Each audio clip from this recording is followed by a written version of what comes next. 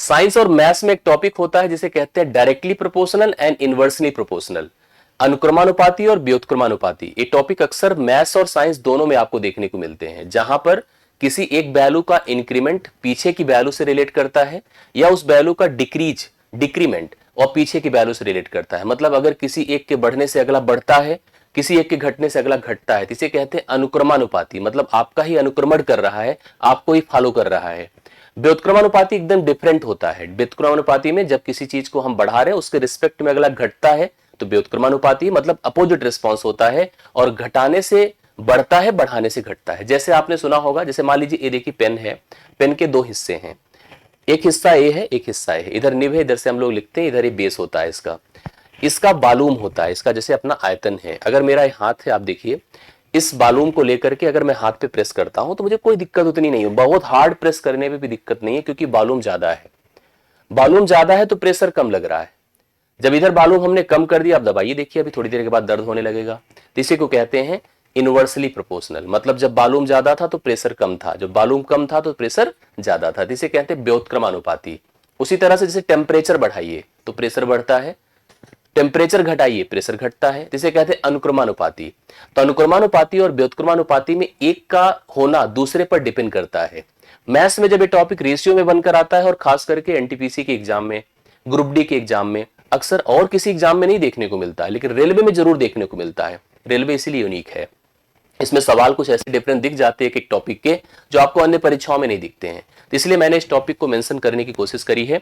15 minute से ज्यादा का सेशन हो सकता है आज का, क्योंकि हो सकता है कि हम थोड़ा सा बताने में हम भाव में आ जाए, ज्यादा आपको बताने लगे, इसलिए सुनने की कोशिश करिएगा, पेशेंस बनाइएगा, वीडियो को लाइक करिएगा, शेयर करिएगा, ये आपकी रिस्पॉन्सिबिलिटी है। बाकी मैं अनुक्रमानुपाती और व्युत्क्रमानुपाती को समझाता हूं एक्चुअली ये कैसे काम करता है। ध्यान से मेरी बात को सुनिएगा, क्या करना है इसको देखिएगा। अगर हमने कहा x y के अनुक्रमानुपाती है, ठीक है, अनुक्रमानुपाती है, इसको हम कैसे प्रेजेंट करेंगे देखने की कोशिश करिए। हम इसको लिख सकते हैं x is directly proportional to y। ये होता है सिंबल। इसी को हम लोग मैथमेटिकली थोड़ा सा अगर हम इसको भिन्न के माध्यम से मतलब इसको वैल्यू के माध्यम से प्रेजेंट करें तो कह सकते हैं x is equal to k into वाई। यहां पर इस सिंबल को हटा करके हम लोग एक कांस्टेंट पुट कर देते हैं। उस कांस्टेंट की वैल्यू हमेशा जैसे फिक्स रहती है, और उसी के रिस्पेक्ट में y बढ़ता रहेगा, जैसे जैसे x बढ़ाते रहेंगे उसी क्रम से y बढ़ता रहेगा।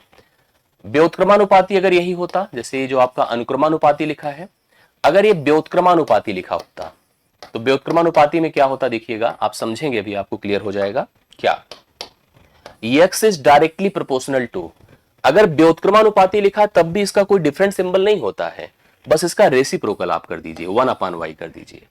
मतलब आप इसको कह सकते हैं x is equal to k into 1/y, इसी को कहते हैं व्युत्क्रमानुपाती। ठीक है, इस प्रोसेस को समझिए, और इसको समझ और अप्लाई तब कर पाएंगे जब प्रश्न देखेंगे। तो मैं आपको लेकर चलता हूं कुछ डिफरेंट सवालों में। उन सवालों को देखिए जो रेलवे की अलग अलग एग्जाम्स में अलग अलग शिफ्ट में पूछे गए हैं।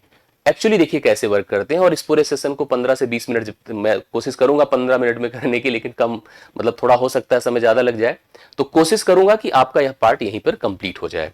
सवाल नंबर 1 देखिएगा, ये परीक्षा में ही है, 25 का एग्जाम था, 2025 का रेलवे का जो एनटीपीसी वाला हुआ था ग्रेजुएट लेवल, उसी में पूछा गया था। एक्स ए स्क्वायर के अनुक्रमानुपाती है। मैं शॉर्ट भी तरीका ले सकता हूं, बट मुझे लगता है कि एक बार ब्रीफ करना चाहिए। ए वाई के व्युत्क्रमानुपाती है। y का मान 6 होने पर x की वैल्यू दे रखा है, तो y का मान 2 होने पर x का मान क्या होगा, ये हमको फाइंड करना है। डायरेक्ट नहीं जा सकते, उस रिलेशन को लेना पड़ेगा। जैसे क्या, x is directly proportional to A square, ये दिख रहा है साफ साफ, यस। दूसरी लाइन, ए वाई के व्युत्क्रमानुपाती है, तो a is directly proportional to 1/y, ऐसे प्रेजेंट कर सकते हैं, yes. a directly proportional to 1/y।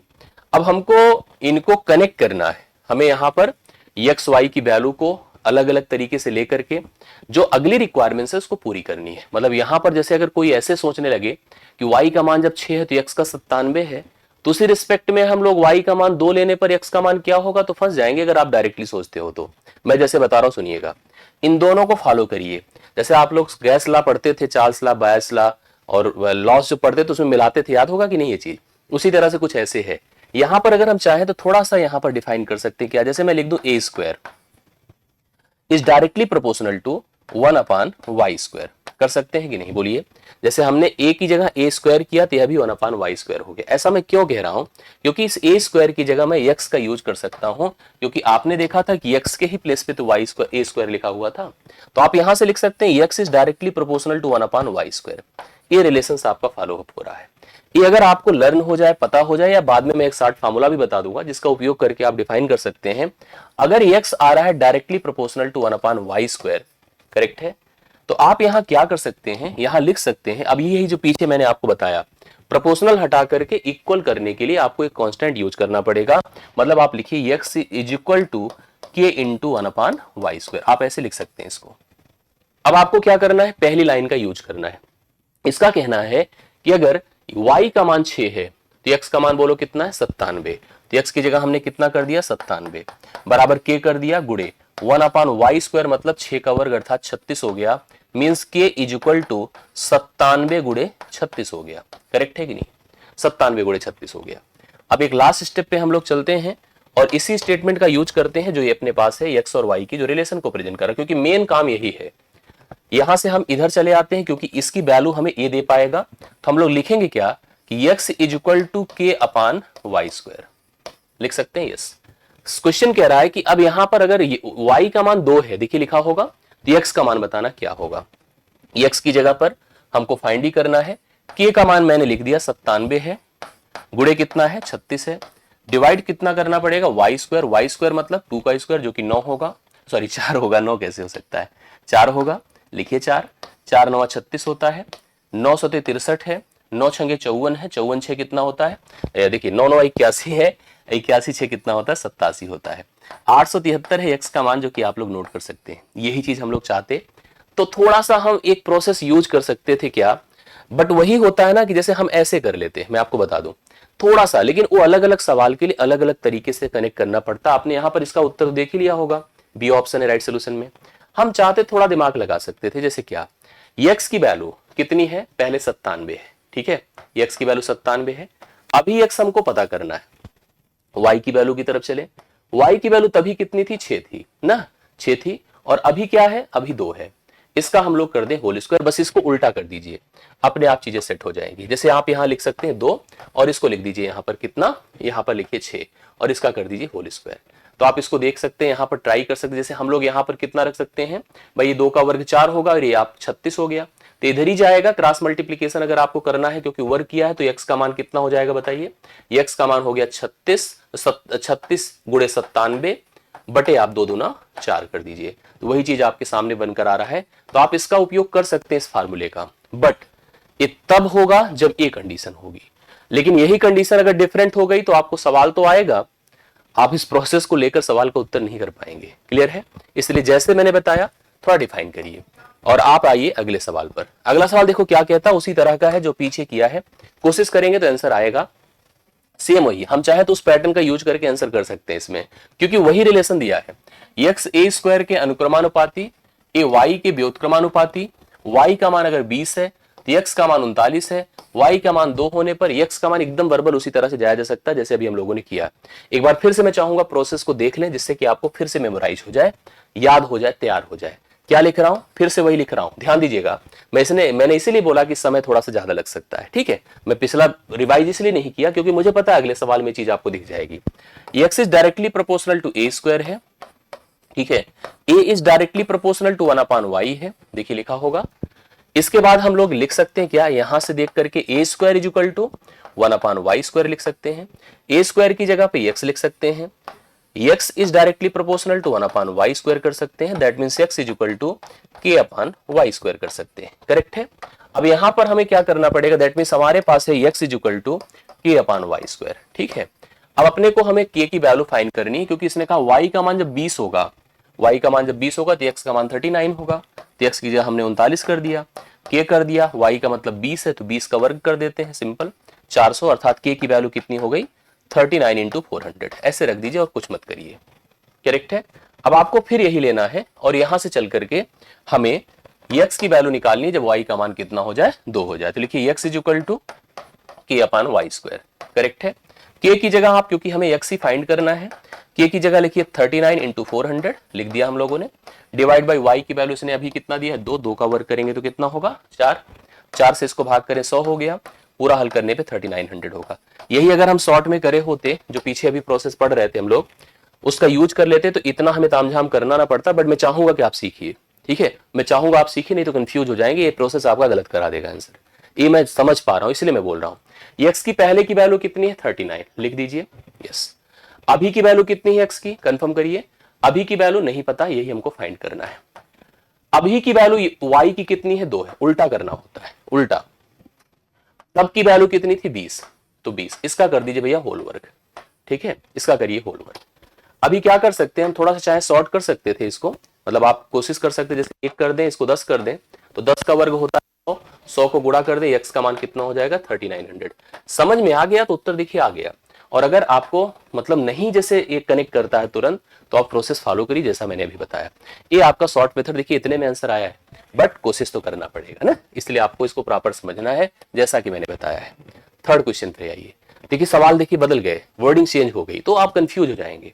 ये भी सब इसी समय 2025 के सवाल है, इसलिए आपको कनेक्ट करना है। एक्स वाई की देखिए बदल गया ना, अभी यहां पर डिफरेंट हो गया, अभी वहां लगाना शुरू करें गलत हो जाएगा।